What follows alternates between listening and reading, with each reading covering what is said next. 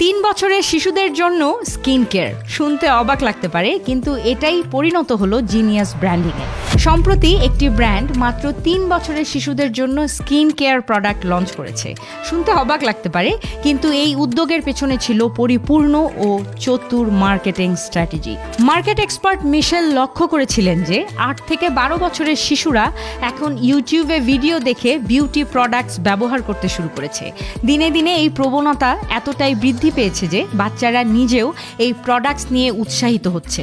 কিন্তু সমস্যা হলো, বাজারে যেই বিউটি প্রোডাক্টসগুলো পাওয়া যায় সেগুলো সাধারণত বাচ্চাদের জন্য হার্মফুল। সেই সাথে প্যারেন্টসদের কাছে স্পষ্ট ছিল না যে কিভাবে এই ইনক্রিজিং চাহিদাকে সুরক্ষিতভাবে পূরণ করা যায়। কারণ বাজারে অধিকাংশ প্রোডাক্ট তৈরি হচ্ছে অ্যাডাল্ট বা মিলেনিয়াল স্কিনের জন্য, যা বাচ্চাদের জন্য নয়। ঠিক এই চ্যালেঞ্জ মোকাবেলায় মিশেল উদ্ভাবন করলেন 3 বছরের শিশুদের জন্য ব্র্যান্ড রিনি। প্রথমে মনে হতে পারে 3 বছর কেন, কিন্তু এই সিদ্ধান্তই ছিল ব্র্যান্ডের চতুর ও অভিনব কৌশল। এখানে রিয়েল ডিমান্ড না থাকলেও সৃজনশীল পজিশনিং ব্র্যান্ডকে মাত্র 48 ঘন্টার মধ্যে ভাইরাল করে দিল। এই পজিশনিং এতটাই শক্তিশালী ছিল যে তা প্যারেন্টিং ফোরাম, ইনস্টাগ্রাম কমিউনিটি, বিভিন্ন অনলাইন গ্রুপে মুহূর্তের মধ্যে ছড়িয়ে পড়ল। সেই সাথে ব্র্যান্ডের জন্য তৈরি হলো এক ধরনের ফ্রি ডিস্ট্রিবিউশন, সম্পূর্ণ বিজ্ঞাপন ছাড়া।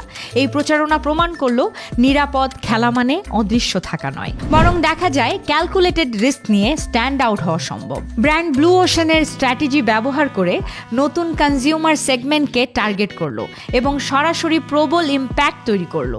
এই পুরো স্ট্র্যাটেজিটি ছিল controversy plus genius marketing equal to strategic brand virality. ফলাফল একদম স্পষ্ট ও কার্যকর পজিশনিং, যা শুধু ভাইরাল নয় বরং টার্গেট গ্রুপের সঙ্গে আস্থার সম্পর্কও তৈরি করেছে।